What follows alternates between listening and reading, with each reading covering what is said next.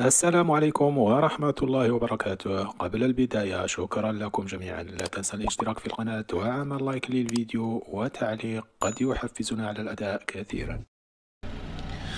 مباراة اليوم الدوري الإسباني الدرجة الأولى الأسبوع الخامس عشر، تنطلق المباراة بين إسبانيول وسيلتا فيغو اليوم بالنسبة للقناة الناقدة بإن سبور اتش دي 3.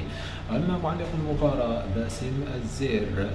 أما بالنسبة للملعب ريسيد إسبانيول برشلونة فيما يتعلق بالتوقيت الخامسة بتوقيت مصر والسادسة والنصف مساء بتوقيت السعودية. وهذه باقي القنوات الناقدة للمباراة.